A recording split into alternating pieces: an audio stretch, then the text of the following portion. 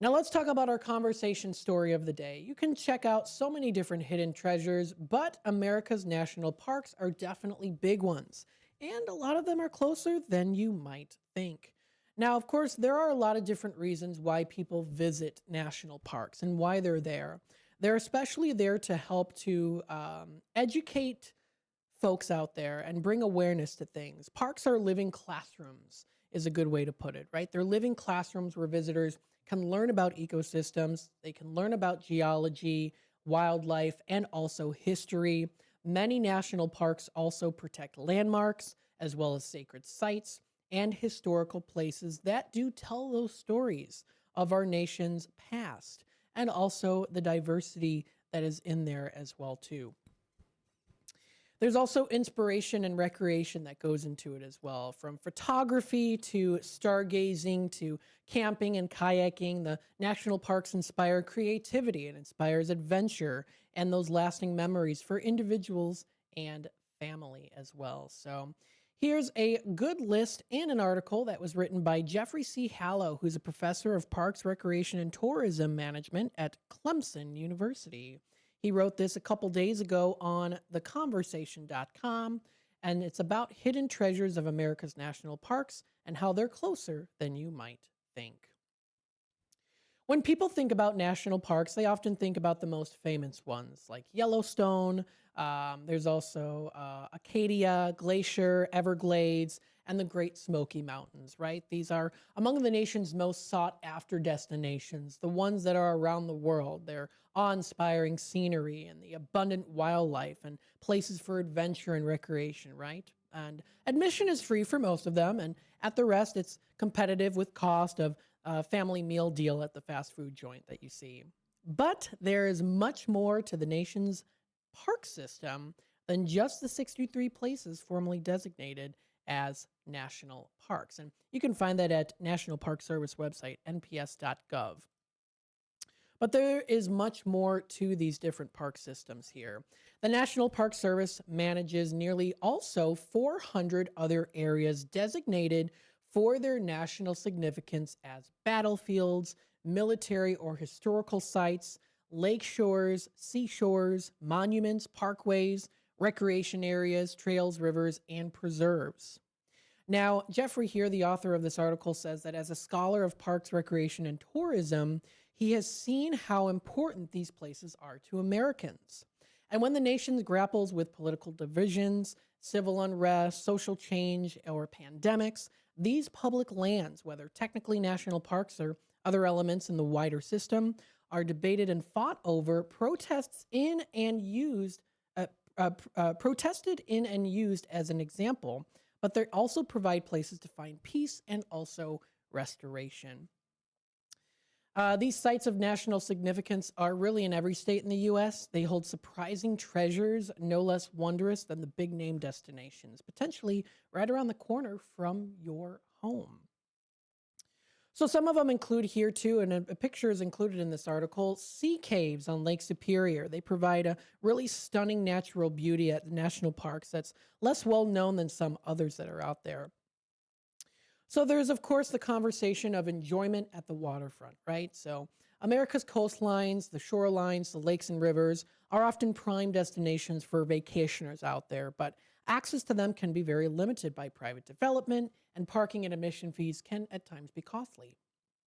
National parks do help protect wide swaths of public access to these popular destinations and the affordability of visiting them for generations to come.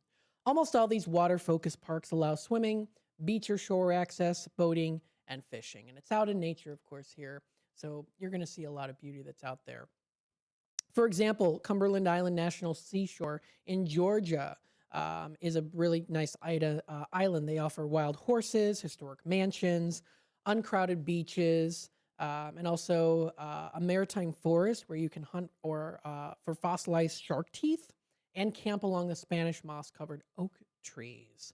Some other ones out there too include different states. There's the Apostle Islands National Lakeshore in Wisconsin. They have sea caves to explore on kayaks. I mean, even just those ones that are maybe not as popular or not as very well known when it comes to a national park they still encompass a lot of really beautiful, rich history with it too, even if it's completely natural as well. So, there's one here too that's in Idaho. I have posted on the screen here if you're watching on YouTube. Craters of the Moon National Monument. It lets visitors hike through ancient tubes where lava used to flow. So there's a lot of really interesting history there as well. Also included in this is the backcountry exploration. When people see a break from the pace of modern life and the demands of being digitally connected, as we know, national parks do contain expansions of backcountry, where signs of civilization are a little bit more on the sparse side of things, and where profound natural beauty, adventure, and solitude are actually still available. For example, in Michigan's Isle Royale National Park, you can see moose and hear wolves howl in the island's wilderness. In South Carolina's uh, Con- Congaree, I think it's how it's pronounced, Congaree National Park, you can canoe or kayak on backwater creeks among some of the largest and tallest of the trees in eastern North America.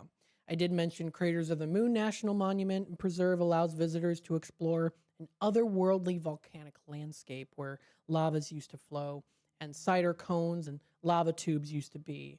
And primitive roads there allow people to drive into the backcountry to experience solitude without hiking. So these national parks really do offer a break from looking at this world entirely. 44 properties in the National Park Service system are certified as international dark sky parks, where the nighttime environment is protected from invasive light pollution by laws and local regulations. This then enhances your experience when you go to these different parks because they are protected under these um, under the International Dark Sky Parks. Nighttime environments protected, so that can enhance your experience and not have to be invasive again, like with a lot of light pollution. And so there are laws and local regulations that are put in place to protect those specific landmarks and parks. You also do get a break from urban life as well. In America's suburbs and even in the heart of the major cities, national park lands bring that history. They bring nature, leisure, and open life together. And these parks do reinforce the idea that national parks aren't just for the long distant vacations, but rather for daily life, enjoyment and reflection not far from home. So there's an entire list that's out there as well. And then another one here too are the lessons from history and culture. These national park systems also preserves America's history and culture, and it does remind people of the country's collective mistakes and triumphs. These parks help Americans apply the many lessons of history to current issues. Americans can learn what we as a nation and as a collective of people have done in the past, what we have always yearned to do as well. So there's one, of course, the Stonewall National Monument in New York is one of the many locations that recognize efforts to improve equality and social justice through U.S. history. So there's a lot of history that goes into that you can educate yourself on and learn about. There is Independence National Historical Park in Philadelphia, which showcases the birthplace of American democracy, where the Declaration of Independence and the Constitution were debated and signed, establishing a new democracy with sweeping goals of equality and opportunity for everyone. Some other ones here as well too. Manzanar National Historic Site in California, and then there's also the Kalaupapa, I think is how it's pronounced, National Historical Park in Hawaii. They keep alive a lot of the stories of forced internments, people who were deemed dangerous or undesirable. So that reminds a lot of us here that there have been times the nation did not live up to its ideas. So it's a lot about educating. There's, of course, the natural side to it where you can see the beauty, but there's also the side of the history where you learn about the history of what happened, and keeping that history alive so that we can learn from it is the most important thing. So again, U.S. national parks are more numerous, complex, and full of wonder and opportunities for discovery than any one person could fully grasp, of course, whether a self-proclaimed superfan or a credentialed expert. There's always more to discover that's out there, with more stories to hear and more places to see and explore. And that also can apply to other different parks, even within the Fox River Valley area. I encourage you, go out and explore these different parks, these recreational facilities that offer rich history within the towns, the villages, and the cities. You can learn a lot from the different accomplishments that have happened as well too. And again, all of that history is presented there too, and it's important to present all of that history, even if it's not, you know, the good parts of history. It's just history that's there, right? And I think it's important to note that as well and say, you know what, this did happen, but we can learn from it. And so there's a lot of educational opportunities that are out there for you to learn. And I think we as humans desire to learn, we desire to grow. And there's that saying, you're never too old to learn. And I think that this is a great opportunity, not just speaking just about national parks in this article that I read, but also tying in other parks and history museums and so much that's offered, even speaking locally here in the Fox River Valley. And we here at WRMN want to help you to see that, to notice it, to recognize it. So that's why we're here. We're helping the community. We're here to announce things that are happening. We're here to say and give recognition to different parks and allow people to come onto the air to talk with us, to share it with you, the listeners out there in the Fox River Valley area. So if you want to read a little bit more in this article, I thought it was interesting. That is theconversation.com. You can find more info on this conversation about those hidden treasures. And you can also apply it as well too to the hidden treasures here in the Fox River Valley area. Stay tuned. We'll be back with more here on Out to Lunch, WRMN.